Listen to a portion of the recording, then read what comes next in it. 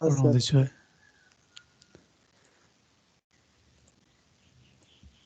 ल ओके, सबैभन्दा पहिला हामीलाई चाहिने भनेको Newton's law of motion.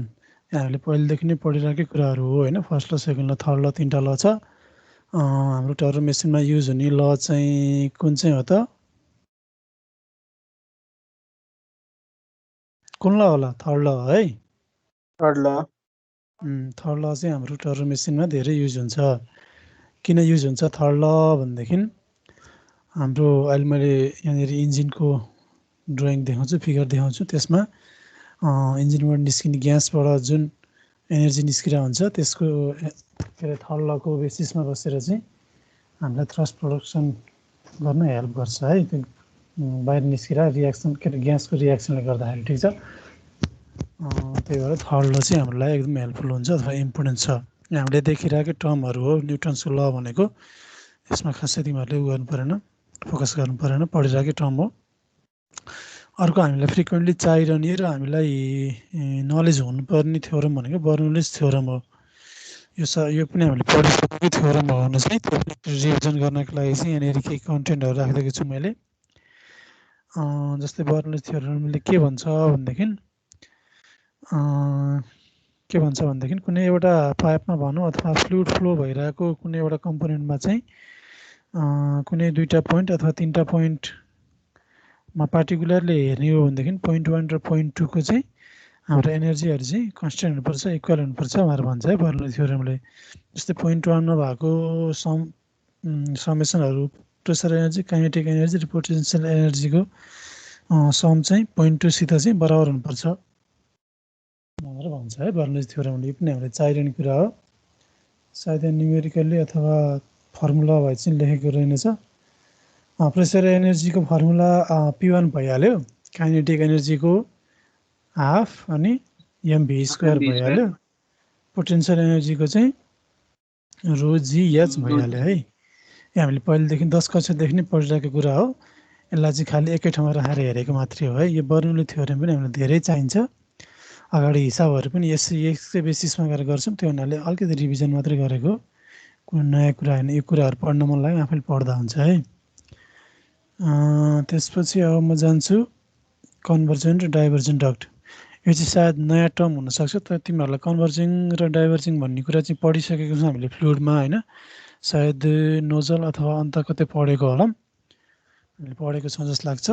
Converging डक्टमा चाहिँ के हुन्छ त भनेदेखि सर्टेन भेलोसिटीबाट सर्टेन भेलोसिटीमा एयर इनलेट भइरहेछ भनेदेखि एक्जिट हुँदाखेरि चाहिँ त्यो भेलोसिटी इन्क्रिज हुन्छ है। अहिले के भनेको छ भने भेलोसिटी इन्क्रिजिङ, भेलोसिटी बढ्छ, प्रेसर डिक्रिज, प्रेसर घट्छ र टेम्परेचर पनि डिक्रिज हुन्छ भनेको छ कन्भर्जिङ डक्टमा। यो हामीलाई कहाँ चाहिन्छ टर्बो मेसिनमा भन्दाखेरि यो हामीलाई कम्प्रेसरमा त चाहिँदैन, कम्प्रेसरमा डाइभर्जिङ डक्ट चाहिन्छ। अनि कम्प्रेसरमै चाहिन्छ होला कन्भर्जिङ डक्ट, कम्प्रेसरमै चाहिन्छ। डाइभर्जिङ डक्ट चाहिँ हामीलाई टर्बाइनमा चाहिन्छ है। अहिले अर्को फिगरमा क्लियर हुन्छ के हुँदो रहेछ। कन्भर्जिङ डक्टमा भेलोसिटी बढ्छ, प्रेसर घट्छ, टेम्परेचर घट्छ है। त्यसै गरी डाइभर्जिङ डक्टमा चाहिँ के हुन्छ, भेलोसिटी घट्छ, प्रेसर बढ्छ र डिस्टर्ब चाहिँ साउन्डको डिस्टर्ब आइरहेछ, हल्का थोरै डिस्टर्ब आयो, भाइब्रेसन। ए भाइब्रेसनको हो। ओके, मैले चलाइरहेको छु हातले, त्यही भएर होला।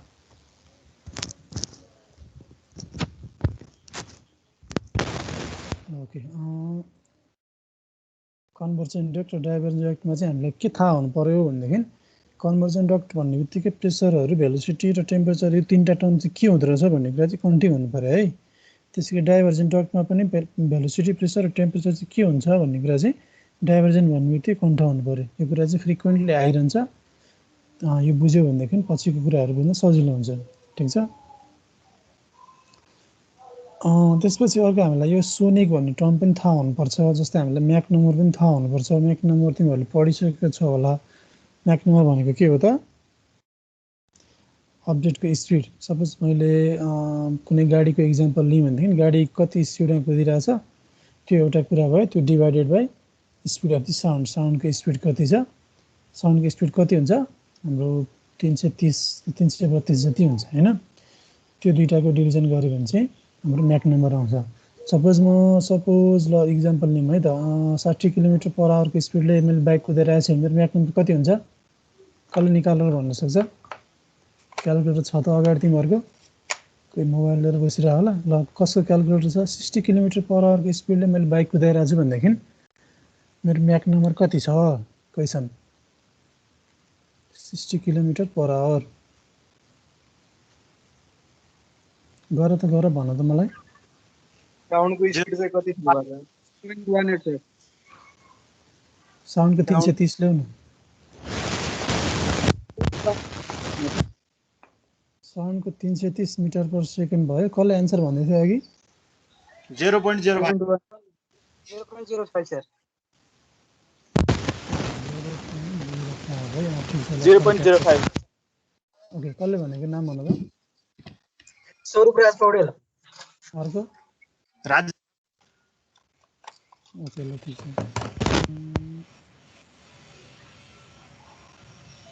0.018 होइन है, विषमले भनिरहेको छ। 0.05 हुन्छ। 0.05 कसरी हुन्छ? तिमीले सायद किलोमिटरलाई मिटरमा लगाइनौ कि आई डोन्ट नो।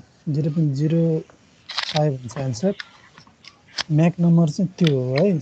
इक्जाम्पल बुझ्यो? अब सधैँ हाम्रो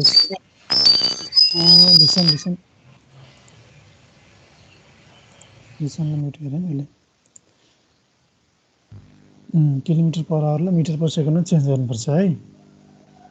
जस म्याक नम्बर भन्ने के हो भन्ने कुरा त बुझ्यो नि होइन। त्यसै गरी हाम्रो यो हामीले एरोप्लेनमा तिमीहरू कतिले चढेको छ भने एरोप्लेन चढ्दाखेरि सपोज हाम्रो 747 को इक्जाम्पल लिइरहेको छ यहाँनिर। 747 चाहिँ 567 माइल्स पर आवरमा कुदिरहेको छ भने त्यसको म्याक नम्बर 0.86 हुन्छ है। हाम्रो कमर्सियल फ्लाइटहरू चाहिँ म्याक नम्बर 1 भन्दा तलै हिँडिरहेको हुन्छ है। म्याक नम्बर 1 भन्दा बढी हिँड्ने कमर्सियल फ्लाइट चाहिँ विश्वभरि कहीँ पनि छैन।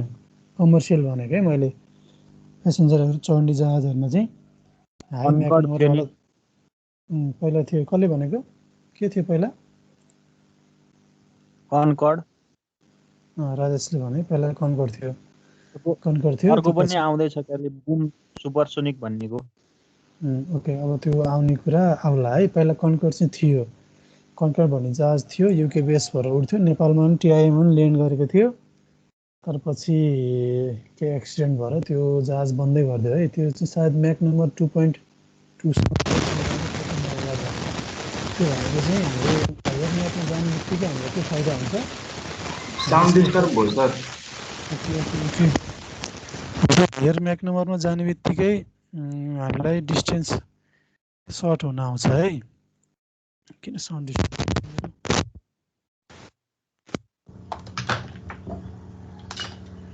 ओके, अब आउँछ होला। स्क्रिन गएको हो रे? गएको छैन होला गएर? छैन। सेयर गरिरहेको छु स्क्रिन। तिम्रो नेट स्लो भएर हुनसक्छ है जस्तै। ओके, म्याक नम्बर भनेको अब्जेक्टको speed divide by speed of sound है। अब हामीले जस्तै यो म्याक नम्बर भन्ने टर्म हामीलाई चाहिन्छ। यो सबसोनिक भनेको सोनिक भनेको म्याक नम्बर 1 भयो भनेदेखि सबसोनिक भनेको म्याक नम्बर 1 भन्दा तलको स्पिडहरूलाई सोनिक भन्छ। त्यसै गरी म्याक नम्बर 1 देखि 3 सम्मकोलाई सुपरसोनिक भन्छ र म्याक नम्बर 3 देखि 5 सम्मकोलाई हाइपरसोनिक भन्छ है। स्क्रिनमा प्रब्लम छ? आएको छैन?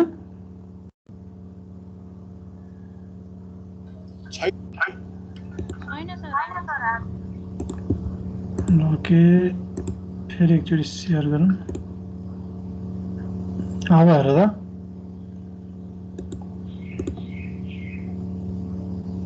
ओके, आएर जस्तो त्यहाँतिर नेटको पनि प्रब्लमहरू हुनसक्छ।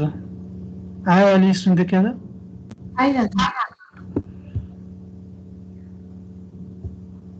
ओके, आइरहेछ है। त्यसपछि कनकर्ड राजेशले कसले भनेको थियो होइन? यसको म्याक नम्बर 2 रहेछ है। त्यसै गरी हाइपरसोनिक जहाजहरू UX-15 भनेको यिनीहरू भनेको यो सायद यो हायर स्पिड युज हुने एयरक्राफ्टहरू चाहिँ त्यो मिलिट्री एयरक्राफ्टहरू त्यसै गरी हाम्रो यो मिसाइलहरूमा पनि युज हुन्छ यो टेक्नोलोजी चाहिँ। अनि उनीहरूले चाहिँ म्याक नम्बर 5 सम्मको एचिभ गर्न सक्छ। अब अहिले भर्खर आउँदैछ मार्केटमा, अब रिसर्च हुँदैछ हायर एयरक्राफ्ट के हायर स्पिड सुपरसोनिक हाइपरसोनिक जेटहरू पनि आउला है बिस्तारै बिस्तारै। बोमै आउँदैछ अब 2020। ओके, हामीले यो टर्म चाहिँ थाहा पाइराख्नु पऱ्यो भन्न खोजेको मैले। म्याक नम्बर भनेको थाहा भयो, सबसोनिक भनेको म्याक नम्बर 1 भन्दा तलको रहेछ, सोनिक भनेको म्याक नम्बर 1 रहेछ। सपोज क्वेसनमा a jet is flying at a speed of 1 Mach number नभने हो, a jet is flying at sonic speed भन्यो भनेदेखि के बुझ्नु पर्ने रहेछ, म्याक नम्बर 1 उडिरहेको रहेछ भन्ने कुरा बुझ्नु पर्यो है। त्यसपछि यो कुरा भइहाल्यो, तिमीहरूले बुझ्यो होला सायद। सबसोनिक सुपरसोनिक र हाइपरसोनिक भन्ने टर्म हामीलाई थाहा हुनु पर्यो र म्याक नम्बर भन्ने टर्म हामीलाई थाहा हुनु पर्यो। ठिक छ। ओके, अब त्यसपछि अर्को पेजमा जाउँ। अब हाम्रो यो हामीले पढ्न गइरहेको टर्बो मेसिन अथवा टर्बो मेसिनको स्पेसिफिक एउटा टाइप्स भनेको जेट इन्जिन हो। जेट इन्जिनले कसरी काम गर्छ त भन्ने कुरा हेरौँ है। पहिला यो हामीले अटोमोबाइल इन्जिनको वर्किङ प्रिन्सिपल हामीलाई थाहा छ। अटोमोबाइल इन्जिनको आइसी इन्जिनमा चाहिँ पहिला हाम्रो सक्सन हुन्छ, कम्प्रेसन हुन्छ, कम्बसन हुन्छ र एक्जस्ट हुन्छ। ठिक छ। हाम्रो जेट इन्जिनमा पनि हुने चाहिँ त्यही नै हो, सेम प्रिन्सिपल बेस्ड नै हो। वर्किङ साइकल फरक होला, फ्युल फरक होला, तर पहिला हाम्रो सक्सन नै हुन्छ। हाम्रो तिमीहरूले देखाएको छैन होला, यो एउटा जेट इन्जिनको टाइप भयो। अहिले अरू टाइप्सहरू पनि पढाउँछु मैले, त्यहाँनिर अलिक क्लियर होला। हामीले भिजुअली देखेको जेट इन्जिनहरू चाहिँ अहिले तलतिर आउँछ। पहिला के हुन्छ त, सक्सन हुन्छ। सक्सन भइसकेपछि एक्जेल कम्प्रेसरले कम्प्रेस गर्दै गर्दै गर्दै स्टेप वाइज कम्प्रेस गर्दै गर्दै गर्दै गर्दै जान्छ है। जस्तै यहाँनिर कम्प्रेसनको इनमा हेर्छौँ भनेदेखि निकै थोरै एरिया छ। यसको मिनिङ यो जति एरियामा हावा बसिरहेको थियो त्यसको निकै नै थोरै एरिया भएको हुनाले कम्प्रेसन रेसियो धेरै बढी भयो है। नर्मल्ली हाम्रो जेट इन्जिनहरूमा चाहिँ 1:50 1:60 सम्म कम्प्रेस गरिरहेको हुन्छ है। हाम्रो आइसी इन्जिनमा अस्ति कसले साथीले भन्दै थियो, जस्तो पेट्रोल इन्जिनमा 1: कतिसम्म कम्प्रेस गर्न सकिन्छ? 14.5 something. 19 त्यस्तै। त्यो 14.7 होला। 11 8 देखि 14 11 सम्म। पेट्रोलमा 8 to 14। प्र्याक्टिकल्ली गर्दाखेरि चाहिँ 9 सम्मको गर्छ, थ्योरिटिकल्ली चाहिँ हाम्रो 7 देखि 11 जस्तो लाग्छ। अब त्यो राइटर अनुसार अथवा सोर्स अनुसार फरक होला है। जस्ट पेट्रोल इन्जिनमा म्याक्सिमम मैले 14 नै भनिदिएँ भने 1:14 सम्म कम्प्रेस गर्न सकिन्छ भनेदेखि यो ग्यास इन्जिनमा चाहिँ 1:50 अथवा 1:60 सम्म कम्प्रेस गर्न सकिन्छ है। ठिक छ। त्यसपछि फर्स्ट स्टेपमा सक्सन भयो, सेकेन्डमा कम्प्रेसन भयो, कम्प्रेस गर्यो। त्यो कम्प्रेस गरेको हावालाई चाहिँ अब के गर्ने त, कम्बसन गर्ने। कम्बसन च्याम्बर भन्ने छुट्टै च्याम्बर हुन्छ। कम्बसन च्याम्बरमा चाहिँ हामीले फ्युललाई इन्जेक्ट गर्छौँ। हाम्रो जेट इन्जिनमा युज हुने फ्युल कुन चाहिँ हो त तिमीहरूलाई थाहा छ?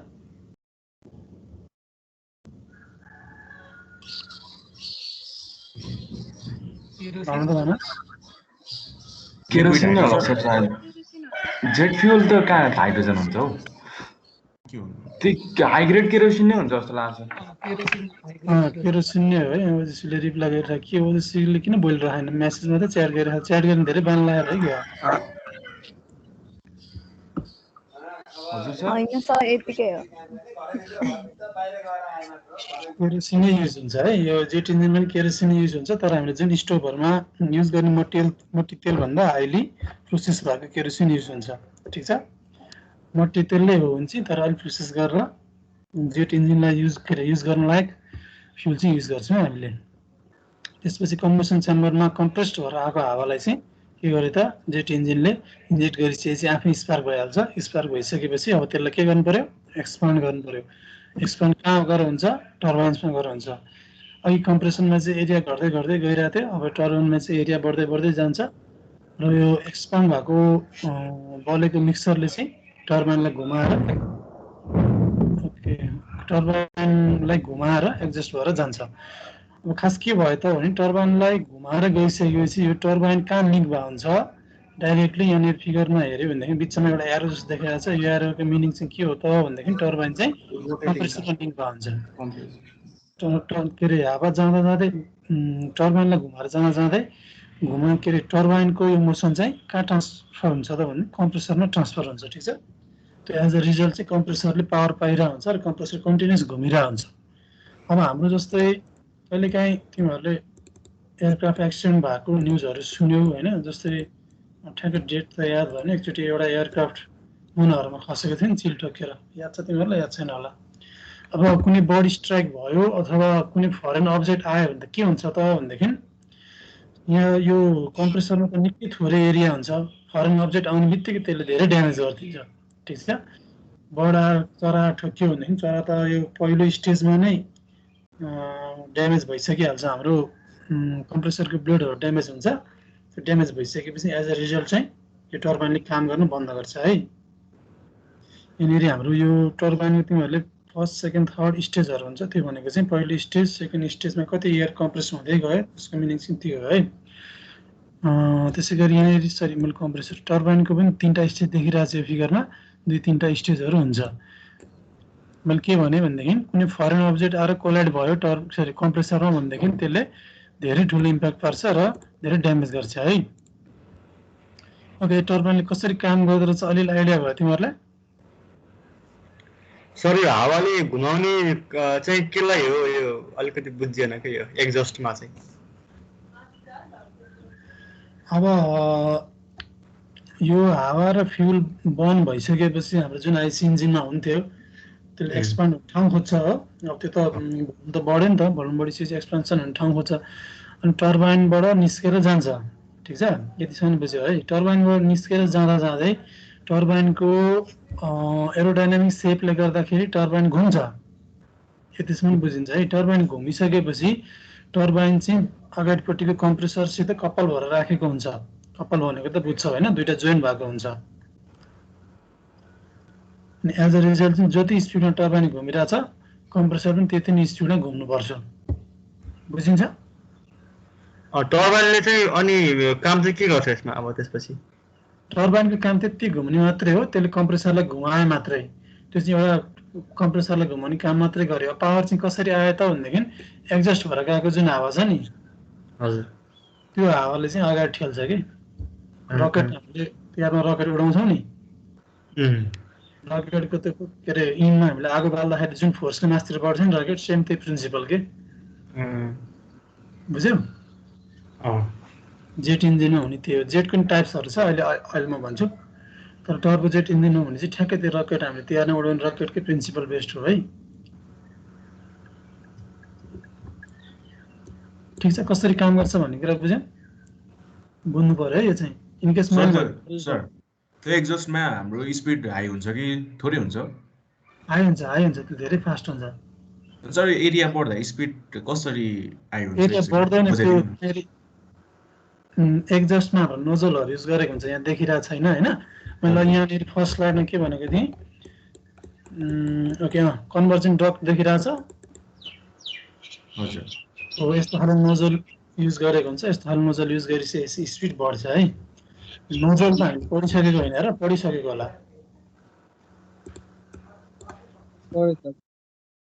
नपढेको भयो भने नोजलको इन्डतिर एरिया सानो एरिया हुन्छ जसको एज अ रिजल्ट चाहिँ स्पिड हाई हुन्छ र त्यसले अगाडि प्रोपेल गर्न मद्दत गर्छ बुझ्यो अब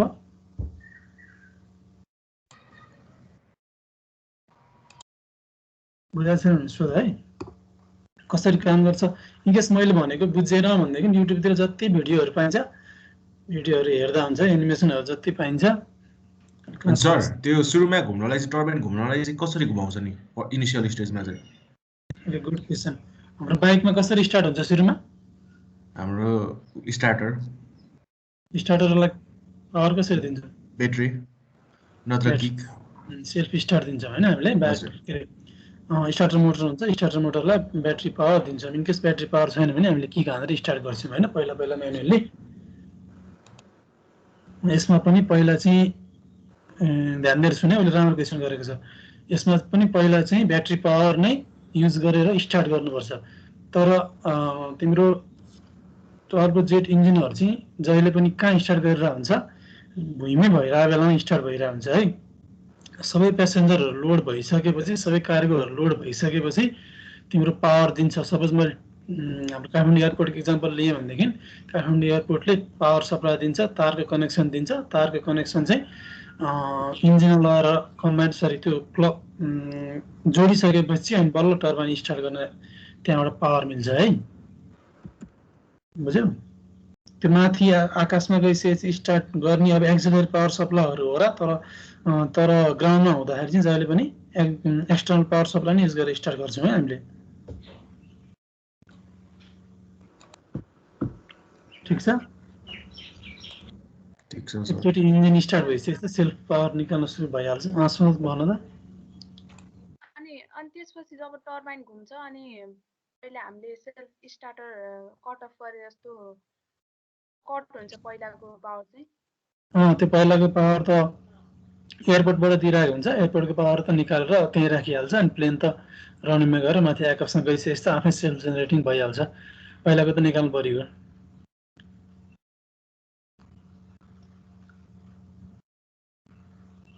ठिक छ? पावर ब्याकअप पनि हुन्छ है, नहुने होइन। तर त्यो भनेको इमर्जेन्सीको लागि युज हुने अथवा त्यसको लागि युज हुने हुन्छ। तर स्टार्टिङको लागि चाहिँ त्यसरी नै गर्छ।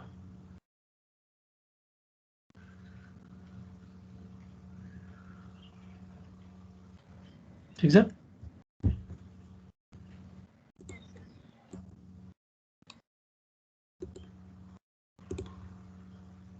अरू कसैलाई केही सोध्नु छ? सर त्यो इन्जिन फेलर हुन्छ भन्छ नि कहिलेकाहीँ, अनि एउटा इन्जिन फेल हुँदा अर्कोले काम गर्छ भन्छ नि, अनि एउटा मात्रै इन्जिनले काम गर्छ त सर? सपोज दुईटा इन्जिन छ प्लेनको साइडमा भने? एउटा मात्रै इन्जिनले पनि काम त गर्छ, नगर्ने होइन होइन। हजुर। तिम्रो इमर्जेन्सी ल्यान्डिङ गर्नु पर्यो अथवा त्यो इमर्जेन्सीलाई एउटा मात्रै इन्जिनले पनि काम गर्न सकिन्छ, नगर्ने होइन। नेपालमा पहिला एउटा मात्रै इन्जिन टर्बो प्रोप वाला इन्जिन युज गरेर प्लेनहरू यो सुर्खेतबाट मासेर जान्थे कर्णालीहरूतिर होइन। त्यस्तो केसमा चाहिँ त्यहाँ हामीले एउटा भिडियो छ, कर्णाली खराले नै प्लेन बगाएको तिमीहरूले हेऱ्यो भनेदेखि एउटा मात्रै इन्जिन भएको प्लेन फेल भयो भनेदेखि चाहिँ त्यो लगभग ड्यामेजै भयो, क्रासै भयो भन्ने सेन्सले चाहिँ अहिले नेपाल गभर्मेन्टले चाहिँ एउटा मात्रै इन्जिन भएको चाहिँ प्यासेन्जर एयरक्राफ्ट बनाउन पाइँदैन, खालि कार्गो मात्रै लान पाइन्छ भन्ने रुल बनाएको छ। त्यो हुनाले दुईवटा इन्जिनमा एउटा इन्जिन फेल भयो भनेदेखि अर्को इन्जिनले ब्याकअप चाहिँ दिन्छ, काम चाहिँ गर्छ, जे होस् पावर पुर्याउँछ तिम्रो इमर्जेन्सी ल्यान्डिङ गर्नको लागि चाहिँ। सर एउटा मात्रै इन्जिन चल्दा नि यस्तो टर्क प्रोड्युस हुँदैन, रोटेट गर्दैन र आफै? त्यो चाहिँ कसरी ह्यान्डल गर्ने भनेदेखि त्यसको लागि चाहिँ एउटा इन्जिनबाट आएको तिम्रो जुन कपालको कुरा गरेर होला, कपालको लागि चाहिँ अब फ्ल्याप्सहरू युज गरेर अथवा अरू युज गरेर त्यो त इमर्जेन्सी ल्यान्डिङ गर्नको लागि मात्रै, सम्मानको लागि मात्रै क्यापेबल बनाउने नि, पुरै त्यो 2-3 घन्टाको फ्लाइटको लागि त्यो फोर्सहरू ह्यान्डल गर्न सकिन्छ। फ्ल्यापहरू युज गर्यो नि, त्यो पछि पढिहाल्छ नि तिमीहरूले, एरोडाइनामिक्स एरो इलेक्ट्रिक पढ्ने बित्तिकै त्यहाँतिर गइहाल्छु। ठिक छ, ल म अगाडि बढेँ है त। अझ अरू क्वेसन आयो भने अझ एड्रेस गर्दै जाउँ ल। ओके, यहाँनिर प्रेसर, भेलोसिटी र टेम्परेचर ग्राफ रहेछ। यो अलिकति स्क्याटर भएछ है। हामी नर्मल्ली यो ब्रेटन साइकलमा काम गर्छ यो इन्जिन। अब हामीले फर्स्ट च्याप्टरमा थर्मोडाइनामिक्समा पढ्छौँ त्यो कुरा, त्यही बेला नि यो ग्राफ पढौँला है। टेम्परेचर हाइएस्ट कहाँ हुन्छ, प्रेसर हाई कहाँ हुन्छ, भेलोसिटी हाई कहाँ हुन्छ भन्ने कुरा चाहिँ त्यो बेला नै पढौँला है। मैले खासै अहिले पढाएन। ओके, थ्रस्ट चाहिँ हाम्रो कसरी प्रड्युस हुन्छ त? यो सेकेन्ड ल, न्युटन्सको सेकेन्ड ल अनुसार चाहिँ मास इन्टु एक्सेलरेसन। ठिक छ? कति मास फ्लो एक्जिस्टमा कति मास बाहिर निस्किरहेको छ, एक्सेलरेसन कति छ, त्यही बेसिसमा चाहिँ थ्रस्ट प्रोडक्सन हुन्छ है। यो पनि हामीले पढिरहेकै कुरा हो, पहिलेदेखि नै सुनिरहेको टर्म हो। पावर पनि पहिले पढिरहेको पढाएन मैले। अब इफिसियन्सी चाहिँ पढौँ है। इफिसियन्सी चाहिँ हाम्रो जेनरल थर्मल इफिसियन्सी र प्रोपल्सिभ इफिसियन्सी दुईवटा हुन्छ। थर्मल इफिसियन्सी भनेको पहिले पढेकै कुरा हो, कति फ्युल बर्न हुँदाखेरि कति एनर्जी प्रड्युस हुन्छ भन्ने कुरा। अर्को हाम्रो थाहा हुनुपर्ने टर्म भनेको चाहिँ प्रोपल्सिभ इफिसियन्सी चाहिँ त्यति पावरमा कति प्रोपल्सन हुन्छ भन्ने कुरा चाहिँ हामीलाई चाहिन्छ है। जस्तै एउटा ग्राफ देखिरहेको छौँ हामीले, यो ग्राफमा टर्बो इन्जिनको टाइप्स यहीँ आइसकेछ। यसलाई म यो टर्बो जेट इन्जिनको टाइप्स पढाएर अहिले फेरि पढाउँछु है। टर्बो जेट इन्जिनको टाइप्स अफ जेट इन्जिन आयो। हेर, जेट इन्जिनको पनि टाइप्सहरू थुप्रै छ है। जस्तै हामीले अहिले यो सब्जेक्टमा फोकस भएर पढ्ने भनेको चाहिँ टर्बो जेट इन्जिन मात्रै हो। टर्बो जेट इन्जिनको पनि 4वटा टाइप्स छ, turbo jet, turbo fan, turbo prop र टर्बो साफ्ट भन्ने म यसले कसरी काम गर्छ अहिले भन्छु। एउटा टर्बोजेट भयो, अर्को ऱ्यामजेट भन्ने छ। अहिले मैले म्याक नम्बरको कुरा गरेको थिएँ। म्याक नम्बर 3 भन्दा मास्तिर उड्नु पर्यो भने टर्बोजेट इन्जिनले काम गर्दैन, त्यसको बेला चाहिँ हामीलाई ऱ्यामजेट चाहिन्छ। त्यसै गरी हामीलाई म्याक नम्बर 5 भन्दा माथि उड्नु पर्यो भने स्क्रैमजेट चाहिन्छ। ठिक छ, यो जति हाई र स्पिडमा जानु पर्यो त्यति टाइप्स अफ इन्जिन चेन्ज हुँदै गएको छ है। नोटिस गर है, हामीले पढ्ने भनेको चाहिँ टर्बोजेट मात्रै हो यो सब्जेक्टमा, तर हामी तिमीहरू फ्यामिलियर हुनुपर्ने टर्म भनेको चाहिँ ऱ्यामजेट, स्क्रैमजेट, यो म्याक नम्बर कतिमा उड्ने रहेछ भन्ने टर्म चाहिँ थाहा पाइराख्नु पर्यो है। अब यिनीहरू भनेको भर्खर रिसर्च भइरहेको फिल्डहरू हो। इन्ट्रेस्ट तिमीलाई इन्ट्रेस्ट छ भने के अरे प्रोजेक्ट गर्दा पनि भयो, पेपरहरू हेर्दा पनि भयो। यो पनि लेटेस्ट टेक्नोलोजी लेटेस्ट रिसर्च भइरहने टपिकहरू नै हो है। तिमीहरू सुदीप सर चिन्छौ भने सुदीप सरको पिएचडीको थेसिस पनि यही नै हो है। सरको सायद हाइपरसोनिकमा होला, स्क्रैमजेटमा हो। यो टर्महरू पनि थाहा पाइरहनु पर्यो है। मैले त्यही टर्मको लागि मात्र राखेको यहाँनिर। अब जेट इन्जिन अन्तर्गत टर्बोजेट इन्जिनको पनि टाइप्सहरू छ होइन। टाइप्सहरू अन्तर्गत हेर त, टर्बोजेट अहिले हामीले पढेको चाहिँ टर्बोजेट भइहाल्यो, कसरी काम गर्छ मैले भनिहालेँ। अब अर्को भनेको टर्बोफ्यान इन्जिन। टर्बोफ्यान इन्जिनमा चाहिँ के डिफ्रेन्स हुन्छ त भनेदेखि, टर्बोफ्यान इन्जिनमा अगाडिपट्टि एउटा ठुलो फ्यान हुन्छ। हाम्रो यो कमर्सियल एयरक्राफ्टमा सपोज म यहाँ काठमाडौँबाट दिल्ली उड्यो भनेदेखि यो बोइङमा युज हुने इन्जिन यिनीहरू नै हो। त्यहाँदेखि कमर्सियल सर्ट डिस्टेन्स भन्दा पनि लङ डिस्टेन्सवालामा युज हुने इन्जिन चाहिँ टर्बोफ्यान इन्जिन हो है। एयरबसमा बोइङमा युज गर्ने हेलिकप्टरमा होइन युज गर्ने, होइन हेलिकप्टरमा युज हुने चाहिँ टर्बोसाफ्ट इन्जिन हो। त्यसै गरी यो बुद्ध एयरको एटिआर र यो एनएसीको ट्विन ओटरहरूमा युज हुने चाहिँ टर्बोप्रोप इन्जिन हो। 4वटा इन्जिन हुन्छ। टर्बोजेट इन्जिन मिलिट्री एयरक्राफ्टहरूमा युज हुन्छ। टर्बोफ्यान इन्जिन हाम्रो कमर्सियल फ्लाइटहरू, लङ डिस्टेन्स फ्लाइटहरूमा युज हुन्छ। टर्बोप्रोप इन्जिन हाम्रो कमर्सियल सर्ट डिस्टेन्स फ्लाइटहरूमा युज हुन्छ। र टर्बोसाफ्ट इन्जिन भनेको चाहिँ हेलिकप्टरहरूमा युज हुन्छ है। 4वटा इन्जिन छ। 4वटा इन्जिनको आफ्नै इन्जिन घटाउँ, 4वटा इन्जिनको चाहिँ आफ्नै एप्लिकेसन छ। ओके, पावरफुल चाहिँ कुन चाहिँ हुन्छ सबभन्दा बढी? सबैभन्दा बढी पावरफुल कुन चाहिँ हुन्छ होला, गेस गर त ल। टर्बोफ्यान टर्बोजेट टर्बोफ्यान हुन्छ होला नि। ओके, सबैभन्दा बढी पावरफुल। मैले यहाँ ग्राफ स्किप गरेँ होइन। यहाँ हेर त, ग्राफले कुन चाहिँ देखाइरहेको छ सबैभन्दा पावरफुल? टर्बोजेट हुन्छ है सबैभन्दा पावरफुल। यो टर्बोजेट यो टर्बोजेटमा त सर यो सकवेभ नै प्रोड्युस हुन्छ मिसाइल। के भने टर्बोजेटमा त सकवेभ कम्प्रेसन नै हुन्छ होला, आइसेन्ट्रोपिक हुँदैन। ए ओके, मिसाइल्सहरुमा सकवेभ नै जेनेरेट भइरहेको हुन्छ। तिम्रो साउन्डै कस्तो डिस्टर्ब भएर मैले बुझिनँ। तर जो सबैभन्दा पावरफुल इन्जिन भनेको टर्बोजेटै हो है। मिलिट्री एयरक्राफ्टहरूमा युज गर्छौँ। त्यसपछि हाम्रो अर्को टर्बोफ्यान इन्जिनले चाहिँ कसरी काम गर्छ त्यो हेर्नु है। म सबैको टर्बोजेटको त मैले भनिहालेँ कसरी काम गर्छ भन्ने कुरा। इनलेट भयो, कम्प्रेसन भयो, कम्बसन चेम्बरमा कम्बसन भइसकेपछि टर्बाइनबाट एक्सपेन्सन भएर नोजलबाट बाहिर निस्केर गयो। यो कुरा तिमीहरूले बुझिहाल्यौ। म सबैको पालो पालो भन्छु, तिमीहरू सबैको क्वेसन के छ म सकेसम्म एन्सर गरौँला है। अब टर्बोफ्यान इन्जिन कसरी काम गर्छ त्यो हेरौँ है त। टर्बोफ्यान इन्जिनमा चाहिँ टर्बोजेट इन्जिनभन्दा के डिफ्रेन्स हुन्छ त भनेदेखि, अगाडिपट्टि 2टा फ्यान हुन्छ। तिमीहरू कहिले प्लेन चढेको भएदेखि यो घुमिरहेको फ्यान जुन देख्छौ त्यो फ्यान यही नै हो है। घुमिरहेको फ्यान जुन देख्छौ त्यो फ्यान यही नै हो। है त, म एउटा गुगल गरेर देखाऊँ भने अनफर्चुनेटली मिल्दैन। Okay, types of jet engine. Turbofan इन्जिनको अगाडिपट्टि यहाँ हेर्नु नमिल्ने रहेछ है। ओके, ठिकै छ। टर्बोफ्यान इन्जिन भनेको हामीले जुन कमर्सियल सपोज एनएसीको एयरलाइन्स दिल्लीको फ्लाइट चढ्यो भने तिमी इन्जिनको मुनि बसिरहेको छौ भनेदेखि अलिकति भ्यू देख्छौ जुन इन्जिनको अगाडिपट्टि जुन घुम्ने फ्यान देख्छौ त्यो फ्यान भनेको यो टर्बोफ्यानको फ्यान हो है। यो फ्यानको काम चाहिँ के हो त भनेदेखि, अघि जुन टर्बोजेट इन्जिनमा टर्बाइनबाट निस्केको पावर थियो त्यो पावरले टर्बोजेट इन्जिनमा कम्प्रेसर घुमाएको थियो। तर टर्बोफ्यान इन्जिनमा चाहिँ टर्बोफ्यानको फ्यान घुमाउँछ। एज अ रिजल्ट चाहिँ के हुन्छ भनेदेखि 2टा च्याम्बर छ यहाँनिर, एक्जस्ट हुने च्याम्बर 2टा देखिरहेको छौँ हामीले। एउटा यो बलिस के अरे बन्द भइसकेको एयर फ्युल मिक्सचर निस्केर गयो। अर्को चाहिँ फ्यानले टर्बोफ्यान इन्जिनको फ्यानले जुन हावा पठाउँछ त्यो हावा निस्केर गयो। हावा जाने छुट्टै बाटो छ, यहाँ बाटो तलमाथि छुट्टै बाटो देखिरह होला है तिमीहरूले, छुट्टै हावा जान्छ। एज अ रिजल्ट चाहिँ यो बलेर गएको मिक्सरबाट निस्किने पावर भन्दा पनि फ्यानले कम्प्रेस गरेर पठाएको पावरले चाहिँ इन्जिन अगाडि बढ्छ है। मैले कस्तो पाराले भने म आफूलाई चित्त बुझेँ नि, तर तिमीहरूले बुझ्यो कि बुझेन? बर्न ग्यासेस भन्दा पनि अनबर्न ग्यासेसको रियाक्सनले चाहिँ इन्जिन अगाडि बढ्ने है। अनबर्न ग्यासेस चाहिँ कसरी आउँदछ त?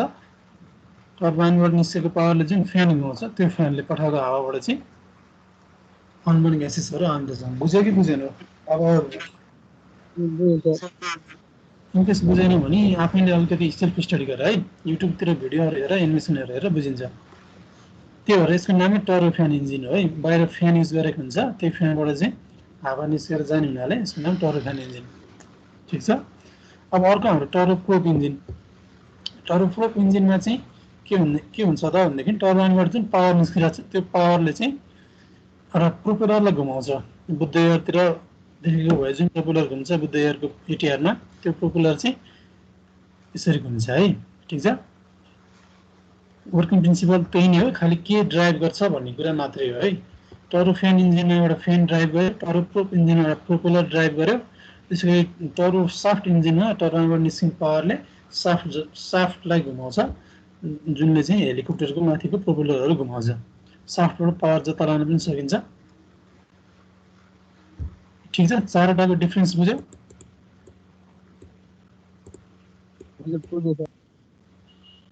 कसै के क्वेसन छ भने सोध त।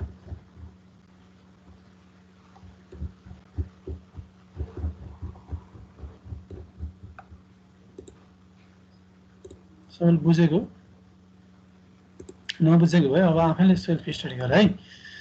ओके, म तिमीहरूलाई एउटा क्वेसन सोध्छु है त। हाम्रो यो लङ डिस्टेन्स सपोज दिल्ली जानु पर्यो भने चाहिँ टर्बोफ्यान इन्जिन युज हुन्छ, धनगढी जानु पर्यो भने चाहिँ टर्बोप्रोप इन्जिन युज हुन्छ। किन त्यस्तो गरेको होला? कसैले भन्न सक्छ? पोखरा जानु पर्यो भने टर्बोप्रोप भन त भन, कसले बोल्दै थियो?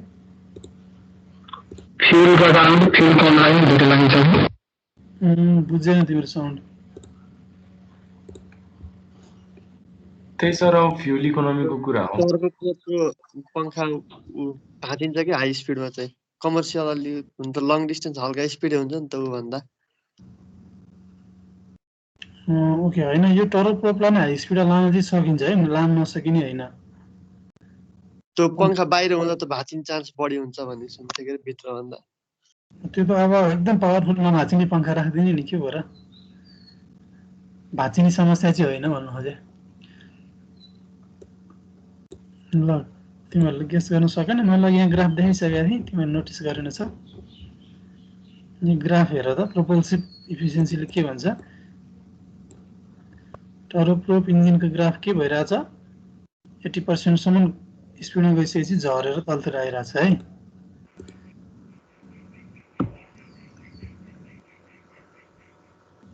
फ्युल इफिसियन्सी पनि मेन रिजन चाहिँ होइन, अब त्यो सहायक रिजनहरू चाहिँ हुन्छ। मेन रिजन चाहिँ के हो त भनेदेखि जति एयरक्राफ्टको स्पिड बढ्दै गयो, सपोज यसले यहाँनिर 400 माइल्स पर आवर देखाइरहेछ, त्योभन्दा बढी एयरक्राफ्टको स्पिड जाने बित्तिकै के हुन्छ त भनेदेखि टर्बोप्रोपको जुन प्रोपेलर छ त्यो प्रोपेलरले एनर्जी दिने भन्दा नि एनर्जी खाने काम गर्छ। आई मिन ड्र्याग क्रिएट गर्छ है। ड्र्याग भने बुझ्छ कि बुझ्दैन? Air friction. Okay, air friction. Turboprop इन्जिनले हाई स्पिड जाने बित्तिकै के गर्छ? प्रोपेलरहरूले उल्टै ड्र्याग क्रिएट गर्छ। एज अ रिजल्ट चाहिँ त्यसको इफिसियन्सी चाहिँ घट्छ है। बुझ्यो कि बुझेन? त्यही भएर हाई स्पिडमा लान सकिँदैन है। बुझ्यो? बुझ्यो सर, बुझ्यो। तर फेरि टर्बोफ्यान इन्जिनले चाहिँ हामी सर्ट डिस्टेन्समा किन नलगेको? हामी यहाँबाट पोखराको फ्लाइटमा टर्बोफ्यान इन्जिन किन नराखेको?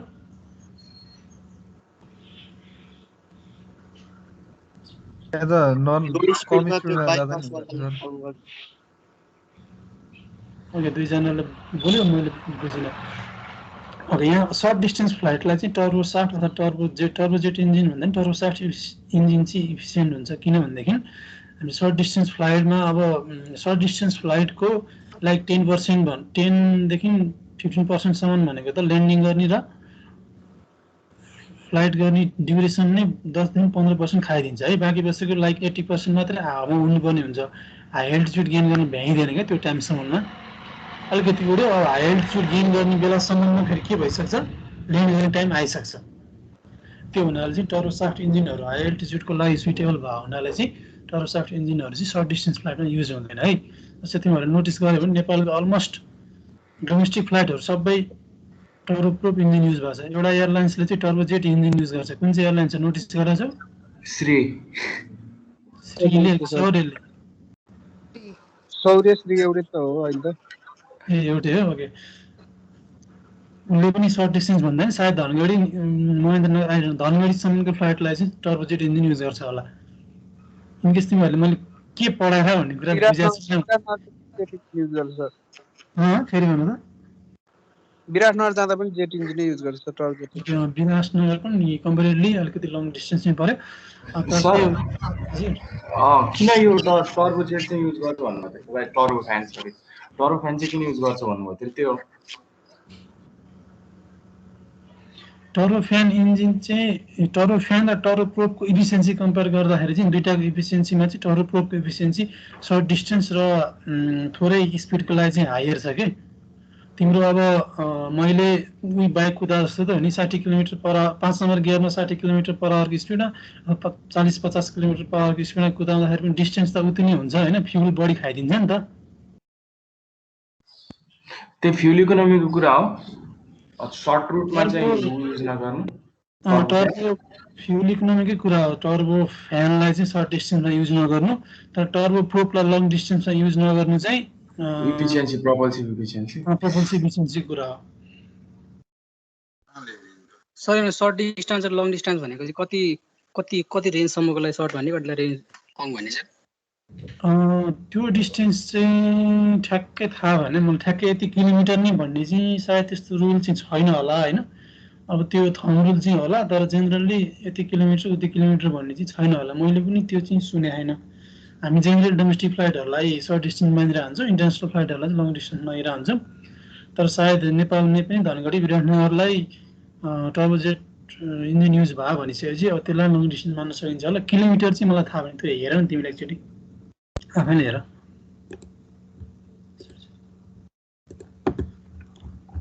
ठिक छ। यो चारवटा इन्जिनको टाइप्स त बुझ्यो होइन। यो तिमीले इनकेस एरो पढ्यो भने यसलाई अझै डेप्थमा पढाउनुहुन्छ सरले। मैले चाहिँ खालि यो टर्म फ्यामिलियर हुनु मात्रै कसरी काम गर्छ भन्ने कुरा मात्रै पढाएँ है। यसमा आफैले सेल्फ स्टडी गर्दा नि हुन्छ। इन्ट्रेस्ट छ भने इनकेस केही पनि बुझिरहेको छैन भने अब आफैले सेल्फ स्टडी गर है। तर चारवटा इन्जिन भने के रहेछ कसरी काम गर्दो रहेछ भन्ने कुरा चाहिँ बुझ्नु पर्यो है।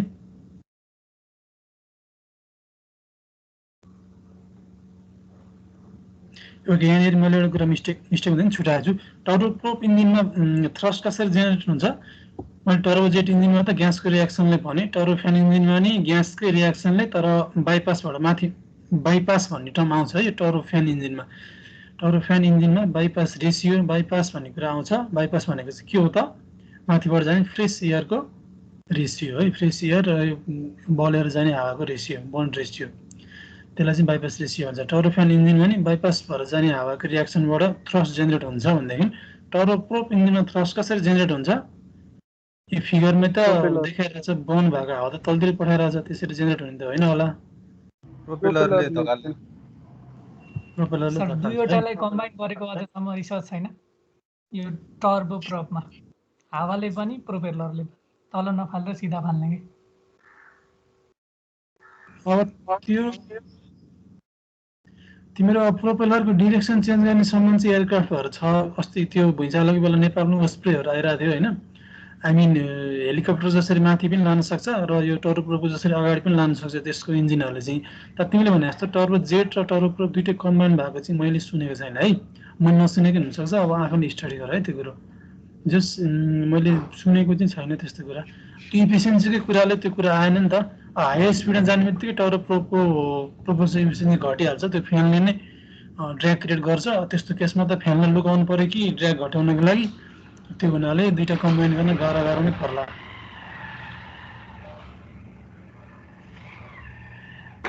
ओके यो 1500 टर्बो जेट चाहिँ झन् कसरी पावरफुल भयो टर्बो फ्यान भन्दा?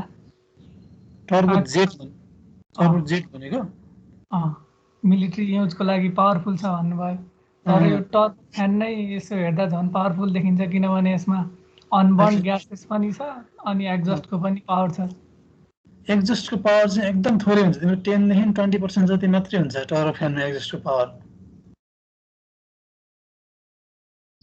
अनि अब तिम्रो टर्बो जेटमा अर्को एउटा के फाइदा हुन्छ भने एक्स्ट्रा नेसेसरी भएन नि त, एक्स्ट्रा कम्पोनेन्टहरू फ्यानहरू नेसेसरी भएन एउटा कुरा। अर्को कुरा जुन तिमीले सोधेर राम्रो क्वेसन सोध्यौ, अर्को कुरा चाहिँ के हुन्छ त भन्दाखेरि टर्बो जेट इन्जिनहरुमा नोजलहरू राखेको हुन्छ। नोजलले चाहिँ एरिया घटाउने बढाउने, तिमीले मिलिट्री एयरक्राफ्ट हेऱ्यौ भनेदेखि एरिया घटाउने बढाउने भइरहेको हुन्छ। एज अ रिजल्ट चाहिँ भेलोसिटी घटाउन बढाउन सकिन्छ, नोजललाई नै भेराइ गर्न सकिन्छ कि। यो टर्बो फ्यान इन्जिनमा त्यो सकिँदैन होइन। टर्बो जेट इन्जिनमा चाहिँ नोजलको एरिया पनि भेराइ गर्न सकिन्छ, बुझिन्छ?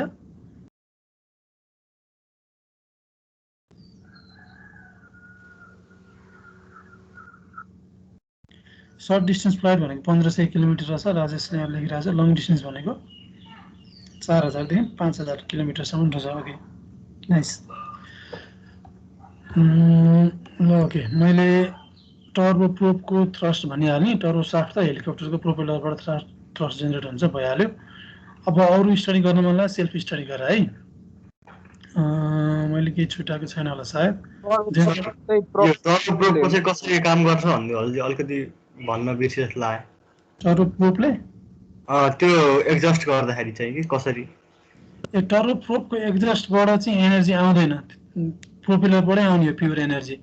टर्बो प्रोपको प्रोपेलरबाट एनर्जी आउँछ। अरू दुईटाको चाहिँ यो टर्बो जेटको र टर्बो फ्यानको चाहिँ एक्जस्टतिरबाटै एनर्जी आउँछ। टर्बो साफ्टको पनि फेरि साफ्टको प्रोपेलरबाट एनर्जी आउँछ। यसमा मैले भन्न खोजेको चाहिँ टर्बो प्रोपेलरमा चाहिँ यहाँनिर कहिलेकाहीँ कस्तो भइरहेको हुन्छ भनेदेखि तिम्रो अगाडिबाट यो तिमीहरूले फिगर हेरिरहेको छौ भने, टर्बो प्रोपको फिगर हेरिरहेको छौ भने इनलेट अगाडिबाट भएको छ भनेदेखि यो एक्जस्ट पनि यतातिरबाट घुमेर अगाडिबाट एक्जस्ट भइरहेको हुन्छ है प्रायः जस्तो एयरक्राफ्टहरूमा। पछाडिबाट एक्जस्ट हुनुपर्छ भन्ने छैन है, बुझ्यो कि बुझेन? एक्जस्ट पनि अगाडिबाटै यस्तो पनि हुन्छ है। त्यही भएर टर्बो प्रोपमा एक्जस्टबाट एनर्जी आउँछ भन्ने कन्सेप्ट चाहिँ नराख्नु, प्रोपेलरबाट एनर्जी आउँछ। अगाडिबाट चाहिँ किन एक्जस्ट गर्छ सर? अगाडिबाट एक्जस्ट गर्नुको रिजन चाहिँ थाहा भएन, सायद त्यो कन्स्ट्रक्सन गर्दाखेरि त्यहाँ एउटा फिगर हेर्नु, मैले पनि ठ्याक्कै त्यो रिजन चाहिँ थाहा भएन।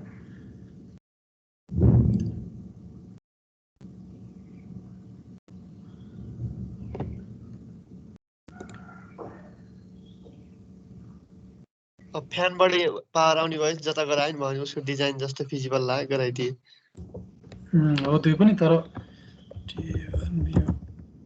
तर त्यसले ओभरअल स्पिड त फेरि घटाउन सक्छ नि त अगाडिबाट दिने हो भनेदेखि त। होइन, आई मिन अगाडिबाट भन्दाखेरि डाइरेक्ट अगाडि मुख निकाल्ने होइन कि, त्यहाँ त अब बनाउन सकिन्छ नि त फिलेट गरेर डाइभर्जन गरेर एकले ओजस्ले रिभर्स भन्दा त्यसै गरी हावा त पछाडि पठाउन त सकिन्छ नि, निस्किने चाहिँ अगाडिबाट घुमाएर निकाल्ने भन्न खोजेको कि।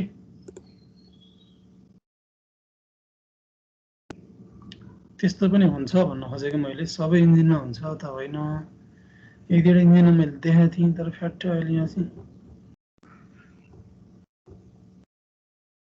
भेटिनँ। कुनै कुनै इन्जिनमा त्यस्तो देख्छ तिमीहरूले, नआउनु नमान्नु भन्न खोजेको हो, तर यहाँ अहिले मैले भेटिनँ गुगलमा पनि।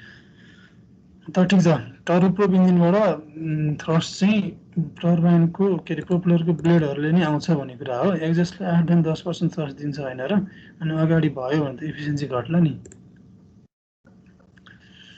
कुनै कुनै एयरक्राफ्टमा भनेको मैले, सबै एयरक्राफ्टमा भनेको होइन होइन। मैले यहाँ गुगलमै भेटिनँ तिमीहरूलाई देखाउन भनेपछि मैले त्यो रियरली कतै देखेको छु होला। इन्जिन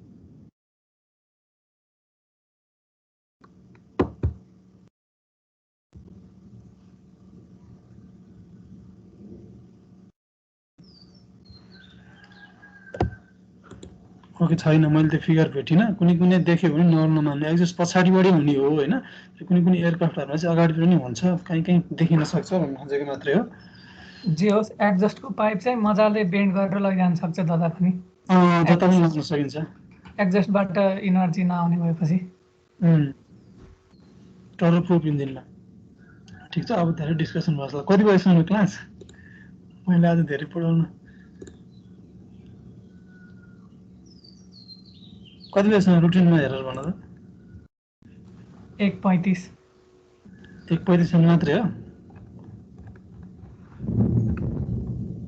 33 भइहाल्यो त।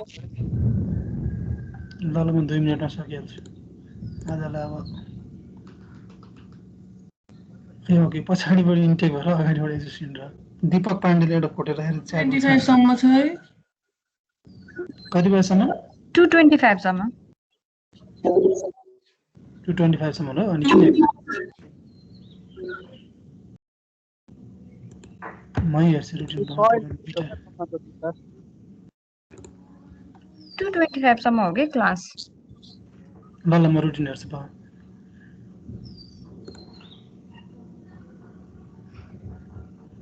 सन्डे 2:25 है, टाइम छ अझै।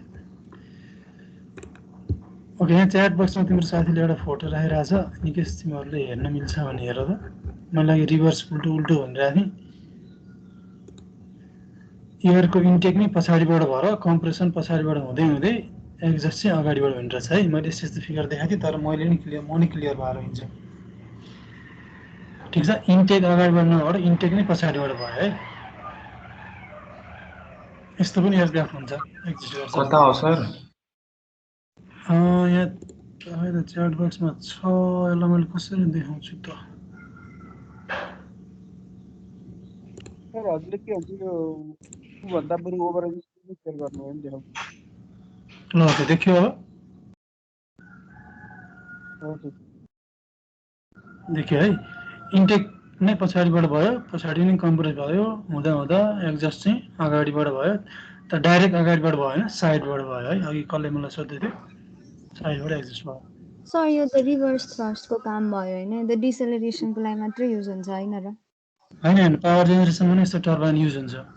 कस्तो हुन्छ यसको वर्किङ चाहिँ? सेम त्यही नै हो, तर कम्प्रेसर पछाडि छ, हावा पछाडिबाट आयो, कम्प्रेस भयो। त्यही नै प्रिन्सिपल हो। टर्बाइन खालि उल्टो मात्रै राखेको हो कि।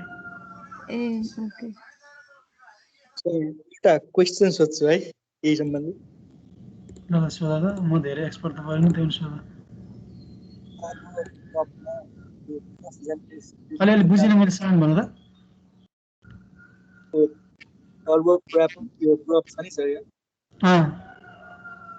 First generation due to propeller हुन्छ कि first generation due to turbo हुन्छ? टर्बो प्रोपमा सोधेको नि तिमीले? त्यसमा फर्स्ट चाहिँ के कारणले प्रोपेलरले गर्दा प्रोड्युस हुन्छ कि टर्बोले गर्दा प्रोड्युस हुन्छ? प्रोपेलरले गर्दाखेरि नै हुने हो। टर्बोले कि प्रोपेलर? इन्जिनले जुन एनर्जी निकाल्छ नि, त्यसले चाहिँ प्रोपेलरलाई घुमाउँछ होइन। सरी, टर्बाइनले जुन एनर्जी निकाल्छ त्यसले चाहिँ प्रोपेलरलाई घुमाउँछ।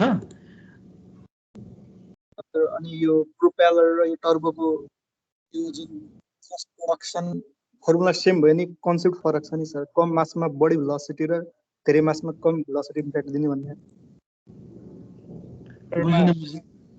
प्रोपेलरमा बढी मास लिएर, प्रोपेलरको प्रिन्सिपल नै बढी मास लिएर कम भेलोसिटी इम्प्याक्ट दिने हो है। त्यो हो। टर्बोको चाहिँ कम मास लिएर हाई भेलोसिटी चाहिँ दिने हो नजलबाट भन्छन्। टर्बो जेट इन्जिनको हो। हजुर, टर्बो फ्यानमा पनि उसरी नै हाई नै हुन्छ, तर जेट भन्दा त कमै हुने भयो, प्रोपेलर भन्दा धेरै हुन्छ। अनि दुइटै कम्बाइन भएपछि चाहिँ थ्रस्ट चाहिँ केले गर्दा हुन्छ त? प्रोपेलरले गर्दा हुन्छ कि टर्बोले गर्दा हुन्छ? त्यही त अघि पनि कसले सोधेको थियो, टर्बो प्रोप र टर्बो जेट इन्जिन एउटै कम्बाइन गरेर चाहिँ हुँदैन कि। कम्बाइन गरेर दुइटै कम्पोनेन्ट एकै ठाउँमा राखेको चाहिँ हुँदैन। छुट्टा छुट्टै टर्बो प्रोप मात्रै हुन्छ, प्रोपेलरले थ्रस्ट जेनेरेट गर्ने। अर्को टर्बो जेट मात्रै हुन्छ, जेटले मात्रै थ्रस्ट जेनेरेट गर्ने। बुझ्यौ?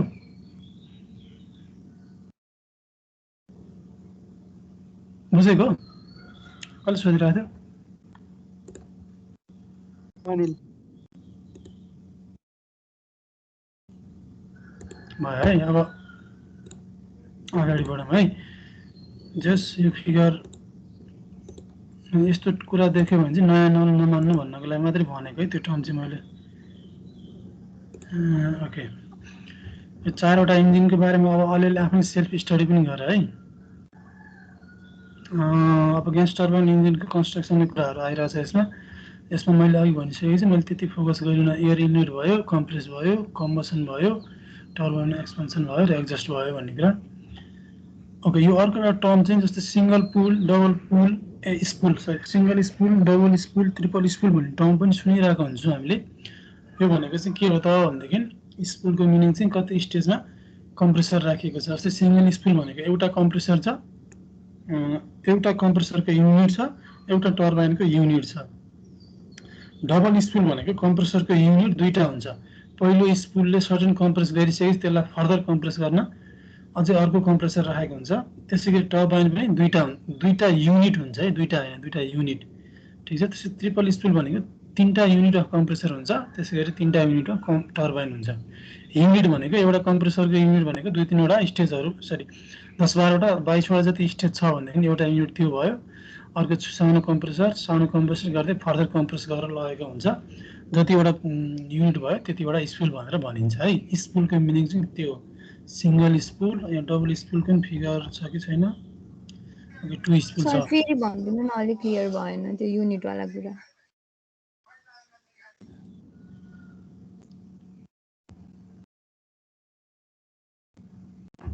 ल ओके, म फिगर खोजिरहेको छु। यो भन्दा फिगर यहीँनिर अलि यसमा छ। ओके, डबल स्पुल, ट्रिपल स्पुल भनेको चाहिँ के हो त भनेदेखि एकैछिन के मेसेज आयो।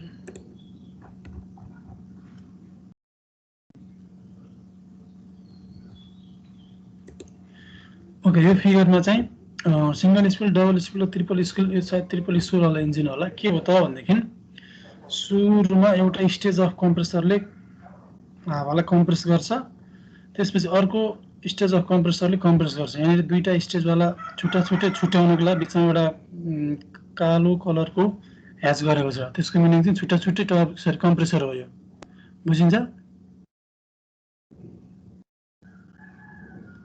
यो छुट्टै कम्प्रेसरलाई पावर चाहिँ कसरी आउँछ त?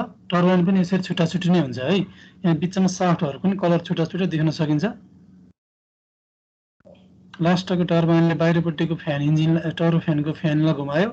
त्यसपछि इन्टरमिडिएट टर्बाइनले चाहिँ एउटा कम्प्रेसरलाई घुमायो र हाई प्रेसर टर्बाइनले चाहिँ अर्को कम्प्रेसरलाई घुमायो। Low pressure, intermediate, high pressure turbine गरेर 3टा टर्बाइन चाहिँ यसमा यसरी 2-3टा स्टेजमा भयो भनेदेखि चाहिँ त्यो चाहिँ डबल स्पुल, ट्रिपल स्पुल भन्ने टर्म चाहिँ बुझ्नु पर्यो है। बुझिन्छ? त्यही नै हो है, नयाँ कुरा केही पनि होइन।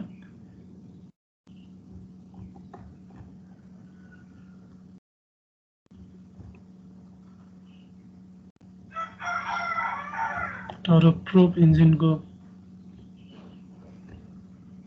फिगर छ। इन्टेक भयो, कम्बसन भयो, एक्जस्ट भयो। यो कुराहरू मैले अघि भनेको वर्किङ प्रिन्सिपल भयो। यो फिगर अघि पनि भनिसकेको थिएँ, फेरि आएछ। यसमा नयाँ टर्म सायद यो हाई रेसियो बाइपास, लो रेसियो बाइपास। बाइपास भन्ने टर्म नयाँ आयो। बाइपास भन्ने टर्म अघि मैले भनिसकेको छु। टर्बोफेन इन्जिनमा कोर इन्जिनबाट, कोर टर्बाइनबाट जाने हावाभन्दा बाइपास भएर बाहिर जाने हावाको रियाक्सनले गर्दा जुन पावर जेनेरेट हुन्छ त्यही हो बाइपास रेसियो भनेको चाहिँ। यो फिगर सपोज एक्जाममा चाहिँ अब प्रोपोल्सिभ इफिसियन्सी बनाएर कुन चाहिँ सोधा छैन होला, एरोतिर चाहिँ सर सोध्नुहुन्छ कुन चाहिँ एफिसियन्सी कस्तो हुन्छ नेपालमा, अथवा सर्ट डिस्टेन्स फ्लाइटलाई कुन चाहिँ इन्जिन युज गर्ने भन्ने सोध्नुहुन्थ्यो सरले एरोतिर चाहिँ। त्यहाँ चाहिँ काम लाग्ला तिमीहरूलाई। टर्बो मेसिनमा चाहिँ सोधेको छ जस्तो लाग्दैन है। टर्बो साफ्ट इन्जिन भनेको हेलिकप्टरमा युज हुने इन्जिन भयो। जुन टर्बाइनबाट पावर जेनेरेट भएर हुन्छ त्यसलाई चाहिँ साफ्टबाट हामीले जान लगाएर जे गर्न पनि सकिन्छ। यसले यहाँ गियर बक्समा लगेको देखाइरहेछ। गियर बक्समा लगेर जतातिर पावर चाहिएको छ त्यता लान सकिन्छ है। ओके, ग्यास टर्बाइन इनलेटको कुरा छ, मैले पढाइनँ, हामीलाई त्यति चाहिँदैन। यो कन्भर्जिङ डाइभर्जिङ डक जस्तै हो इनलेट, सबसोनिक एयर इनलेट। म त्यति फोकस गरिनँ। म पिडिएफ प्रोभाइड गरिदिन्छु, पढ्न मन लाग्यो आफैले हेर्दा हुन्छ है। हामीलाई खासै यिनीहरू कुराहरू चाहिएन।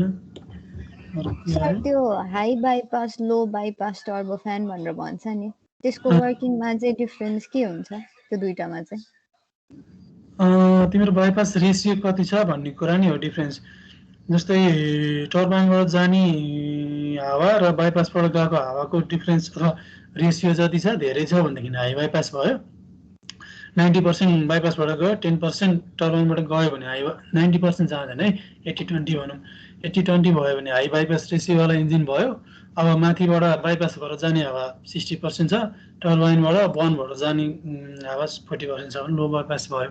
त्यो बाइपास भनेको बाइपास रेसियोमा बेस भएर हाई बाइपास लो बाइपास भन्ने हो है।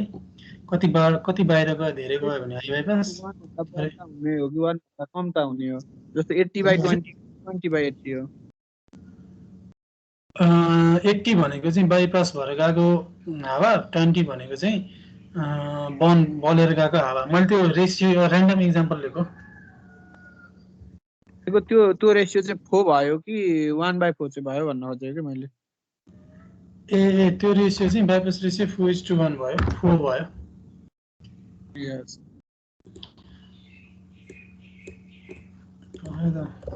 अब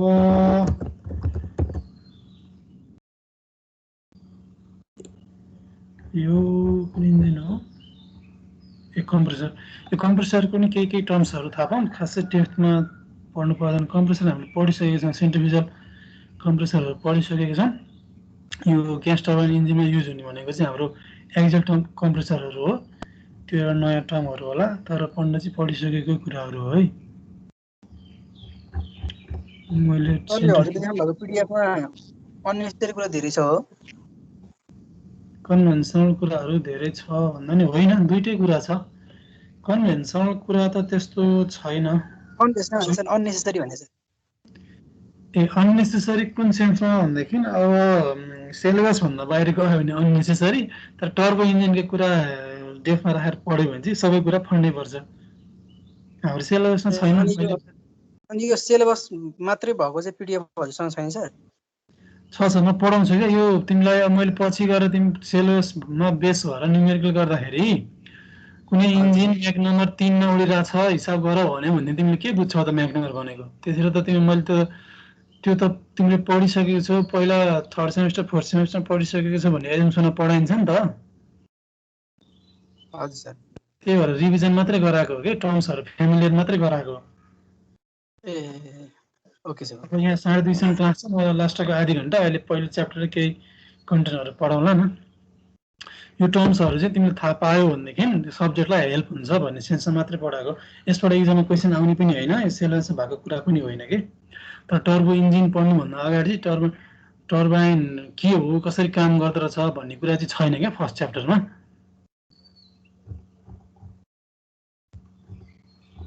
त्यही भएर पढाएको है। आउट अफ यो टाइम वेस्ट भयो भनेर टेन्सन नल्याऊ, त्यो रिकभर गरिहालौँला। कम्प्रेसर ल ठिकै छ, तिमीले भनिहाल्यो। मैले यसलाई यहीँ स्किप गरिदिएँ, आफैले पढ्न मन लाग्यो पढ। ठिकै छ, म अब फर्स्ट च्याप्टरको स्लाइड पढ्दै आउँछु है त।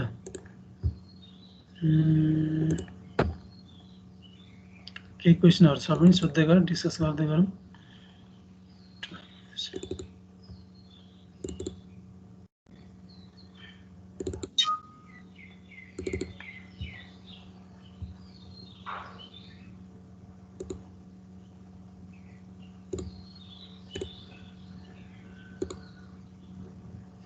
ल फर्स्ट च्याप्टर चाहिँ सुरु हुन्छ है। के हुन्छ? The high-pressure ratio engine has a large fan that routes much air around the turbine. The low-pressure engine has a smaller fan that routes more air in the turbine. Turbojet bottom has 0 bypass and all air goes through the turbine. High bypass ratio and low bypass ratio. Okay.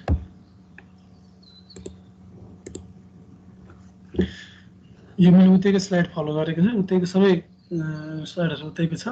के extra मैले पढाएँ भने त्यही जस्तै पिडिएफहरू केही पढाउँछु, त्यही नै हो है। यही पिडिएफ पढे पुग्छ तिमीहरू इक्जाम सेन्स साथीहरूले चाहिँ। पिडिएफ के अरे स्लाइड देखिया छ, सेयर भएको छ। Sir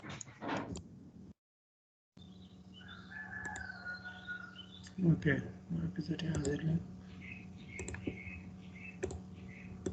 okay exam point of भ्यूले चाहिँ यो स्लाइडहरू म अहिले यहाँ अपलोड गरिदिन्छु पढाएको कुराहरू त्यति पढे पुग्छ है तिमीहरूले इक्जामको मार्क्सको लागि अथवा पास हुनको लागि चाहिँ त्यति पढे पुग्छ ओके फर्स्ट च्याप्टरमा चाहिँ हाम्रो खालि टर्बोमेसिनको इन्ट्रोडक्सन अन्तर्गत चाहिँ टर्बोमेसिन भनेको के हो टर्बोमेसिनको पार्ट्सहरू टर्बोमेसिनको क्लासिफिकेसनहरू मात्रै छ हैन सरी थर्मोडायनामिक्स एरो थर्मोडायनामिक्स भन्छौँ हामीले टर्बोमेसिनमा युज हुने थर्मोडायनामिक्सको प्यारामिटरहरू त्यही first law second law of thermodynamics भयो त्यसपछि एफिसियन्सीहरू यो डाइमेन्सनलेस नम्बरहरू रेनोल्ड नम्बरहरू पेन्डल नम्बरहरूको जेनरल डेफिनेसनहरू छ त्यही नै पढ्छौँ यो स्लाइडमा चाहिँ सायद क्लासिफिकेसन अफ टर्बाइन्सम्म मात्रै छ होला आजलाई चाहिँ यो 1.3 सम्म मात्रै पढ्छौँ हामीले अनि अर्को क्लासमा चाहिँ थर्मोडायनामिक्सको फर्स्ट र सेकेन्ड ल अन्त थर्मोडायनामिक्सको फर्स्ट र सेकेन्ड ल पढिसकेको हो हामीले फर्स्ट सेमिस्टर पढिसकेको त्यही कुराको रिभिजन गर्छ यस यहाँनिर पनि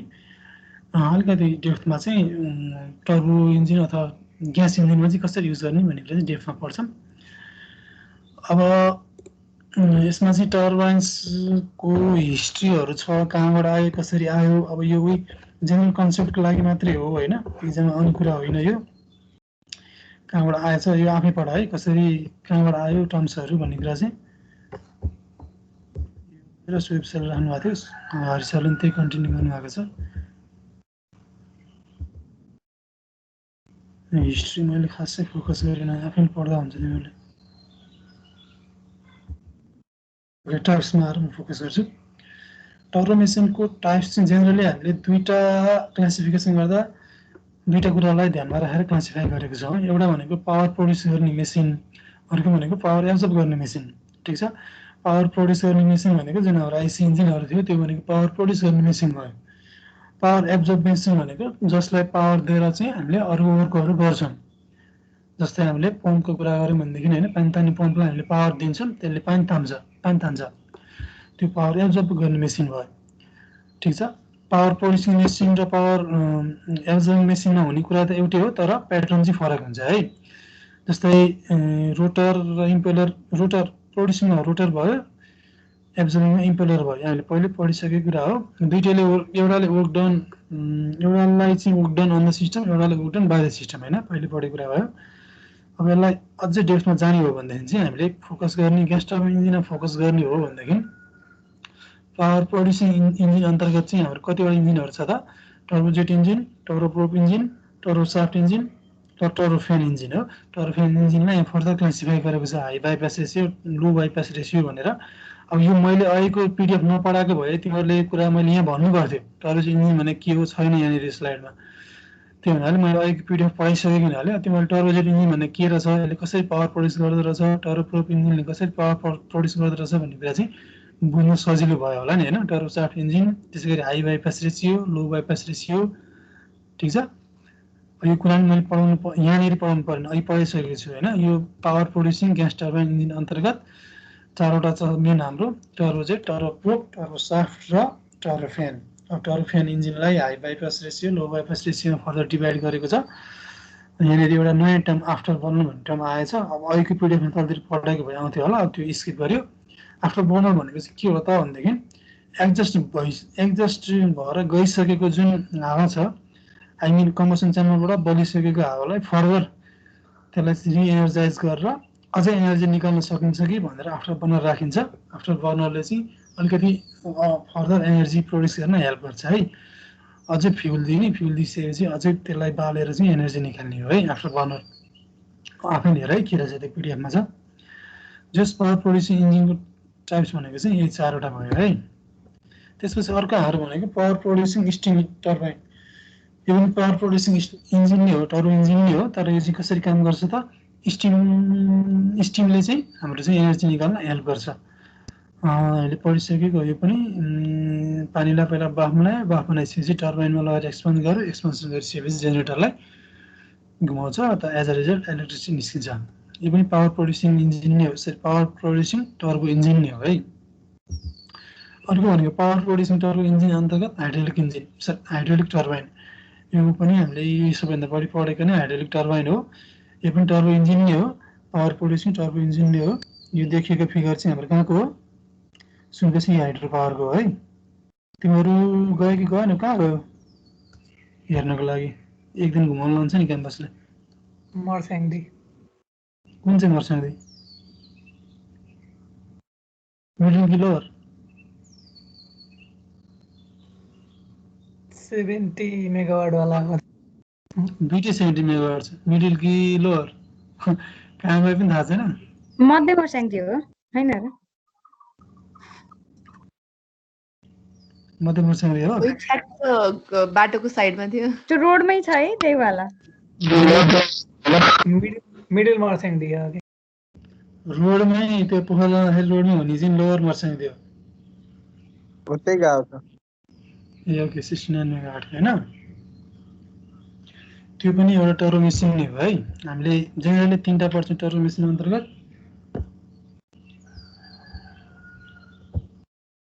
एउटा ग्यास टर्बाइन इन्जिन भयो, अर्को स्टिम टर्बाइन इन्जिन भयो र अर्को hydraulic turbine engine, hydraulic turbine है।